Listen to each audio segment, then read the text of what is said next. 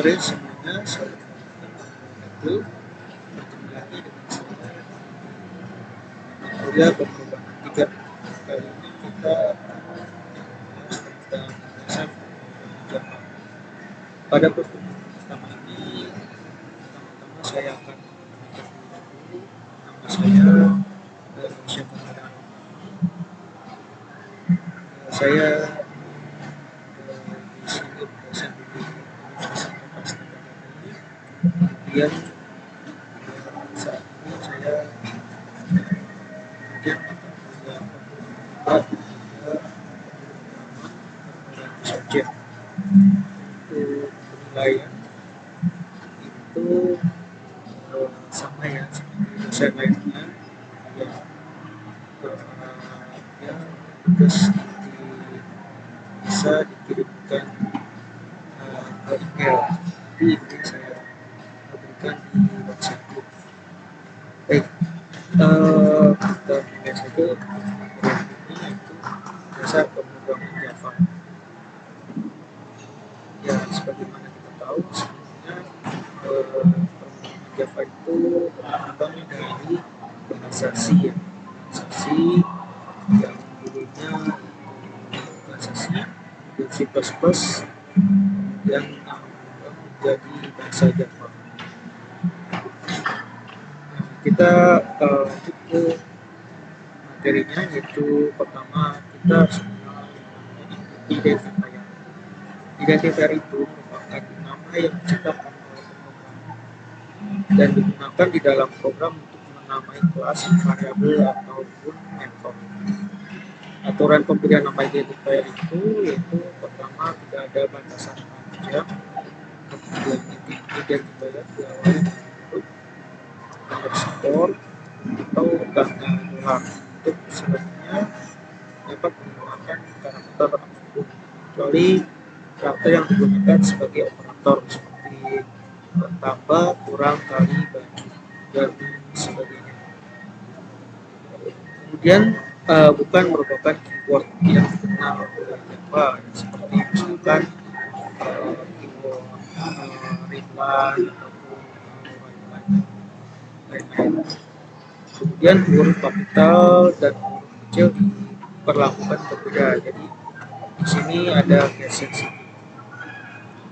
Kemudian tipe data di dalam bahasa Java itu memiliki 8 tipe data primitif, yaitu ada integer, yaitu int, dan byte, short, int, dan kemudian floating point yaitu untuk bilang pecahan, yaitu float dan double, dan biasanya kita hanya menggunakan 20.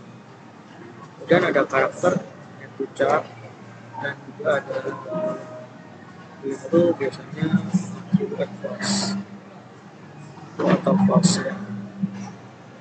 Kemudian variabel itu merupakan lokasi penyimpanan yang ada di memori, digunakan untuk menyimpan suatu nilai dan nilai tersebut bisa diubah. Deklarasi dari variabelnya itu yaitu seperti berikut: tipe data, kemudian nama variabel, nilai seperti integer, kemudian spasi yaitu angka, yaitu variabel. Kemudian untuk operator di dalam Java itu ada operator penugasan yaitu sama dengan, kemudian operator matematika. Nah, ini contohnya yaitu integer sama dengan integer spasi angka sama dengan 23. Operator matematik itu ada tambah, kurang, kali, bagi, dan rumus, yaitu sisa hasil bagi. Seperti ini untuk contohnya. Kemudian ada operator relasional. Relasional ini biasanya digunakan ketika ada pengkondisian atau if. Sini ada sama dengan, kemudian tidak sama dengan, lebih besar dari atau lebih kecil dari, dan lebih besar atau sama dengan, dan lebih kecil atau sama dengan. Dan juga ada operator logika boolean. Nah, di boolean ini di situ ada and, kemudian or itu ada tanda panjang ya. Kemudian ada XOR, ini seperti ini kayak payung. Kemudian ada knob, itu tanda seru.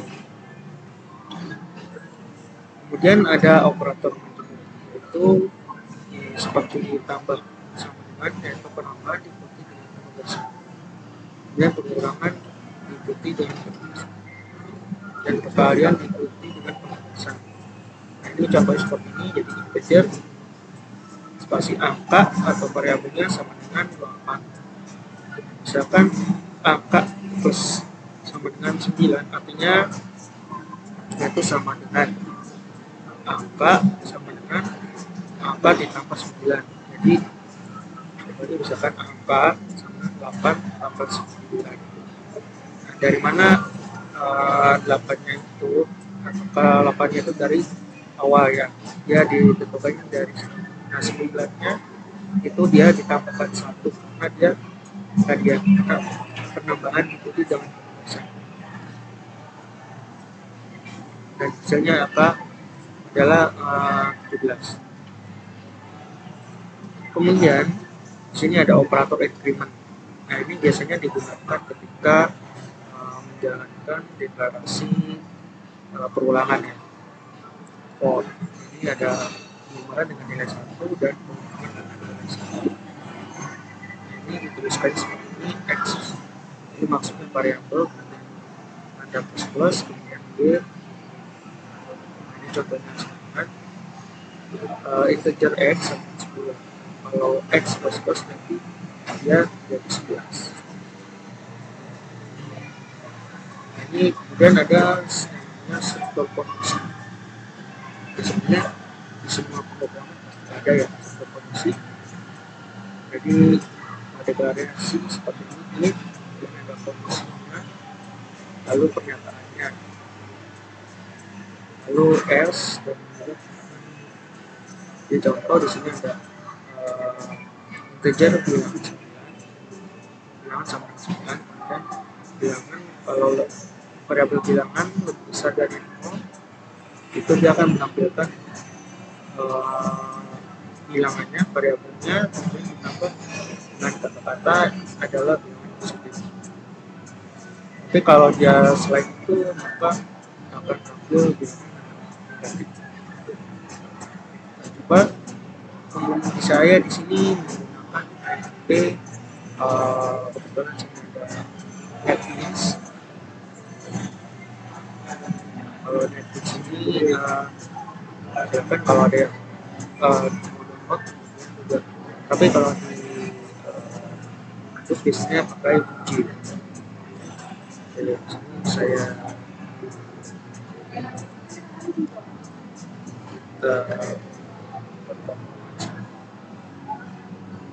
kelasnya, dan biasakan kalau nama kelas itu huruf depannya itu huruf kapital.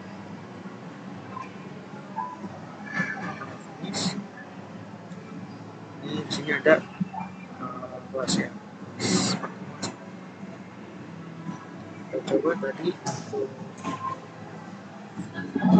di sini kalau ada seperti ini namanya komentarnya tidak akan dieksekusi. Tidak.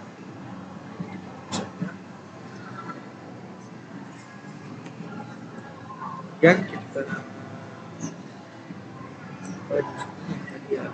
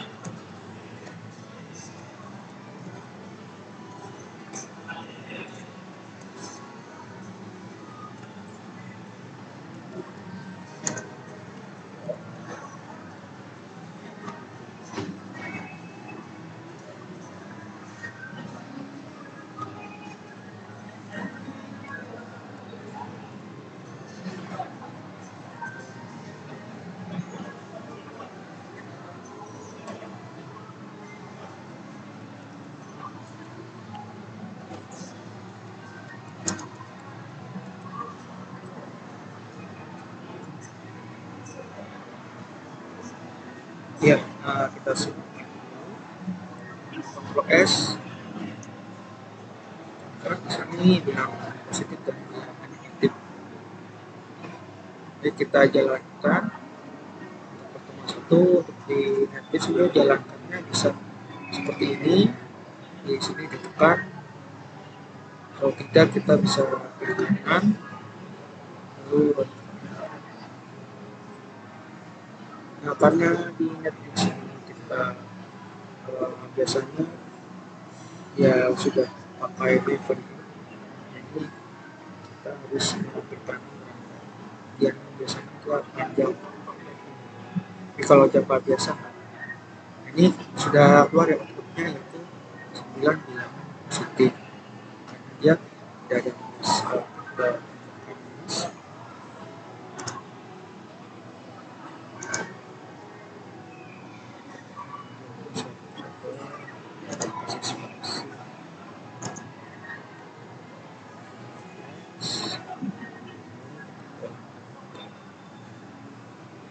Oke, di sini bilangan negatif ya. Ini adalah struktur kondisi ya. Struktur kondisi itu tidak ada switch case. Kalau case ini biasanya ada case 1, 2, 3, 4 seterusnya, dan ada defaultnya. Di dalam Pascal juga sama seperti ini. Setelah itu kondisi ada perulangan. Perulangan ada 3 statement atau 3 deklarasi, yaitu while, kemudian ada do while, lalu ada for. Dan biasanya kita itu menggunakan for di si programmernya, while for. Saya biasa pakai for. Oke, mari kita lihat untuk for ya. Di sini bisa, kalau perulangan tuh dia ada variabelnya misalkan satu, jadi dia diulangnya cuma dan juga di sini kalau lebih kecil dari 5 dia akan bilangin ditambah, jadi nanti ada 5 ulangan. Coba di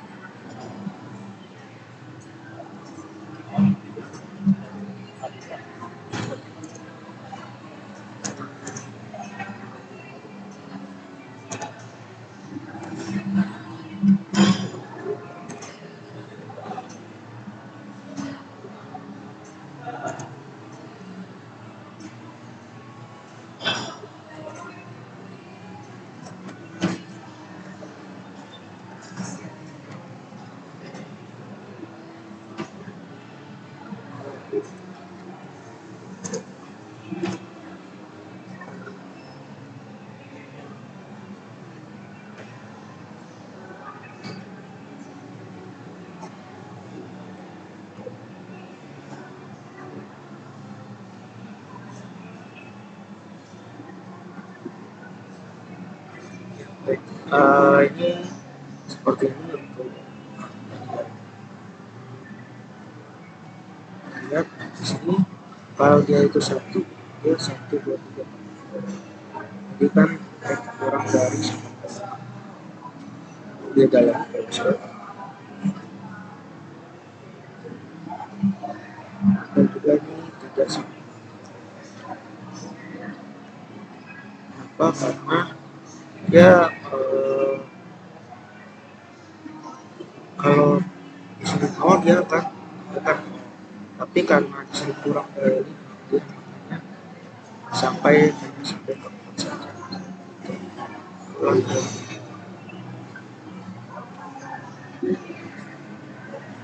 di sini nanti ada tugas 5, ada 2 variabel dan juga untuk pengiriman tugas